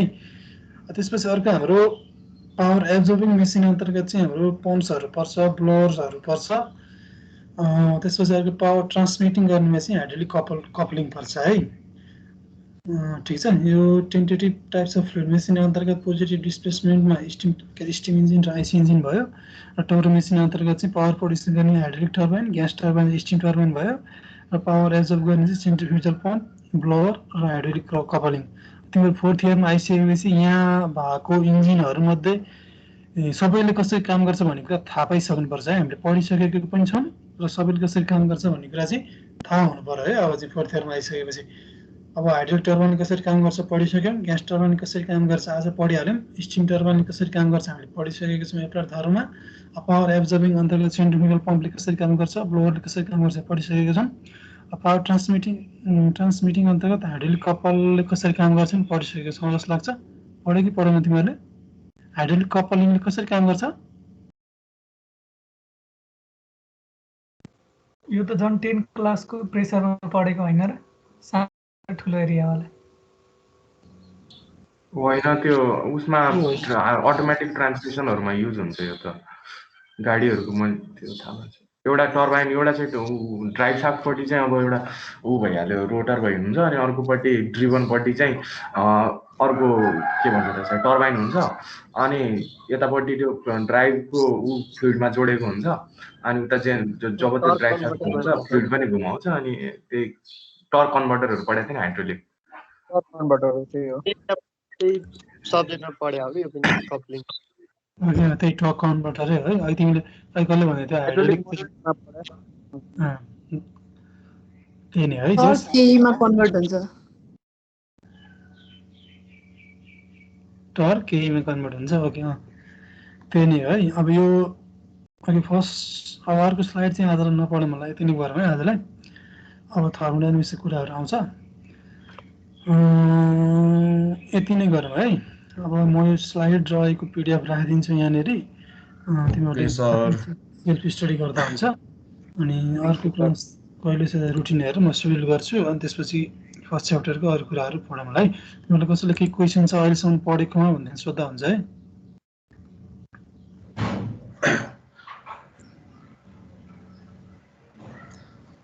कसैको केही क्वेसन छ भने सोध, नत्र मैले मिटिङ इन्ड गरिदिन्छु। सर आज एनसिस हुन्छ होइन आजदेखि? हुन्छ भरे 4 बजे आउने के अरे। सर त्यसको लागि हामीलाई के अरे 3D मोडलिङको नलेज हुनुपर्छ पर्दैन? पर्छ त्यो त म केही पनि सिकाउँदिनँ, म डाइरेक्ट एनसिसै सिकाउँछु। भनेपछि हामीले त्यो आफै सिक्नु पर्यो नि सर? त्यो त तिमीहरूले सिकिसक्यो होला नि। 4th इयरमा आउँदाखेरि त 3D बनाउनु त सिक्नु पर्ने हो, के अरे सिकिसक्नु पर्ने हो। सिकिरहेछ त्यही पनि अलिअलि बिर्छ कि भनेर रिभिजन गर्नु पर्यो नि त, नत्र रिभिजन गर्दा भइहाल्छ नि त्यो कुराहरू त। तर 3D चाहिँ म सिकाउँदैन। 3D डिजाइन गर्न चाहिँ आइसकेको छ भन्ने कन्सेप्टमा सिकाउँछु। इनकेस कुनै 3D अपडेट चाहियो भनेदेखि अब त्यो डाइरेक्ट डाउनलोड गर्नु पायो भने चाहिँ त्यही युज गरेर गर्छु। Okay sir. ल भरे डाइरेक्ट एनसिस क्लास गर्ने हो भने एनसिस चाहिँ सबैले इन्स्टल गरेर आउनु है, अनि म डाइरेक्ट क्लासै गराउँछु। इन्स्टल गर्न चाहिँ सिकाउँदिनँ है भरे फेरि। युट्युबतिर हेर्ने कता हेर्ने इन्स्टल चाहिँ गर्ने आफैले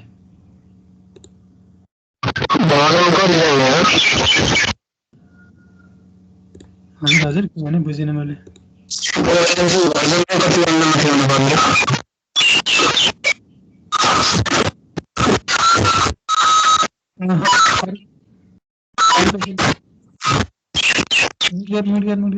लास्टै नोइज आयो तेरो त अरू कसैले बुझ्यो क्वेसन भन त मलाई के भने उसले बुझिनँ मेसेजमा टाइप गर्न मेसेजमा टाइप गर च्याट लेख च्याटमा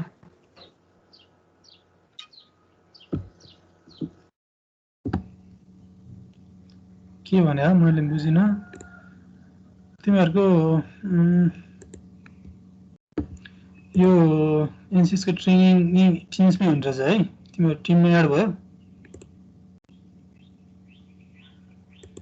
मलाई नोटिफिकेसन आइरहेछ सरले भर्खर एड गर्दैछन् ए ओके टिम्समै हुने रहेछ भावना घिमिरे सुरज सर र म कतिजना 54 जना भइसक्यो तिमीहरू बाफ रे बाफ यो दुईटा ग्रुपलाई एड गरिदिनु भयो कि सरले इन्ट्रेस्ट हुने सबैलाई एड गर्नुभयो कसरी एड गरेको स्टुडेन्ट इन्ट्रेस्टेडहरूलाई मात्र हो ए लिस्ट दिएको थियो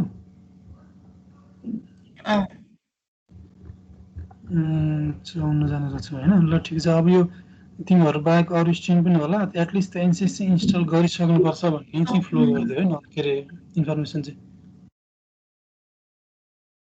भनिसकेछ सबैलाई ए हुन्छ ल ओके भरे भेटौँला है त केही कसले के सोध्दै थियो मैले बुझेको थिएन सर त्यति धेरै विद्यार्थीलाई 1 घण्टाले भ्याउँछ सर त्यो चाहिँ मैले त इन्डिभिजुअली डिल गर्न त भ्याउँदिनँ होइन मैले के गर्छु भनेदेखि एउटा इक्जाम्पल यहाँ गरेर देखाइदिन्छु है अब एउटा बेसिक सपोज एउटा इक्जाम्पल लिएँ भनेदेखि कुनै एउटा कलम अथवा कुनै एउटा बिममा माथिबाट लोड लाग्दाखेरि कति बक्लिङ हुन्छ भनेर हेर्नु पऱ्यो भने त्यसको बिम बनाएर फोर्सेसहरू एनालाइसिस गरेर इक्जाम्पल गरेर देखाइदिन्छु त्यसको प्यारलली भिडियो रेकर्ड भइरहन्छ ठिक छ अनि त्यसपछि अब घरमा काम आउँछ तिमीहरूको त्यस्तै इक्जाम्पल रिलेटेड न्युमेरिकलहरू अथवा प्र्याक्टिस गर्ने क्वेसनहरू 4-5 वटा क्वेसनहरू दिन्छु अनि त्यो चाहिँ घरमा प्र्याक्टिस गर्नु पऱ्यो त्यसको एन्सर पनि त्यहाँ दिएको छु त्यसको एन्सरसित भेरिफाई गर्नु पऱ्यो एन्सर मिल्यो भने मिल्यो अनि मिलेन भनेदेखि चाहिँ अब अर्को क्लासमा चाहिँ मेरो मिलेन सर भनेर भन्यो भनेदेखि अनि त्यसको चाहिँ म के भयो भनेर त्यहाँ चाहिँ अनि के मिलेन भनेर हेल्प गर्न सक्छु प्यारलली गर्न त सकिँदैन 54 जनाको क्वेसनको एन्सर डिल गर्न त कहाँ भ्याइन्छ त नि भ्याइँदैन 1 घण्टामा बुझ्यो दुईटा सिफ्ट पनि गर्ने कुरो त आएन होला है सर दुईटा सिफ्ट गर्नलाई अब यहाँ 48 जनाको ग्रुप हो तिमीहरूको भइरहेछ त्यस्तो डिस्टर्ब त भएको छैन होइन त्यहाँ पनि अब 55 जना हो 50 जनाभन्दा बढी भइदा दुईटा सिफ्ट गर्नु पर्थ्यो 54 जनासम्मलाई त प्रब्लम हुँदैन एउटै सिफ्टले हुन्छ 60-70 जना भयो भनेदेखि चाहिँ हुँदैन दुईटा सिफ्ट गर्नुपर्छ तर एउटै सिफ्ट गर्दा हुन्छ त्यही मैले भनिहालेँ म पढाउँदैन कि आई मिन तिमीहरूको त्यो इन्टरेक्सनै गर्नु भ्याइँदैन गर्छु अनि त्यही रिलेटेड न्युमेरिकलहरू दिन्छु घरमा प्र्याक्टिस गर्छौ अनि केही भएन बुझेन भनेदेखि चाहिँ तिमीहरूले मलाई सोध्न सक्छौ होइन भनेदेखि त मिल्यो भने मिलिहाल्यो त्यसरी नै स्टेप वाइज गर्दै जान्छु अनि त्यसलाई कसरी गर्ने भन्ने स्टेप वाइज स्टेपको पिडिएफ बनाएको छु इनकेस तिमीहरूले आफूले गर्न सकेन भने त्यो पिडिएफ हेरेर मैले त अहिले एउटा म देखाइदिइहाल्छु स्याम्पल यहाँनिर इक्जाम्पल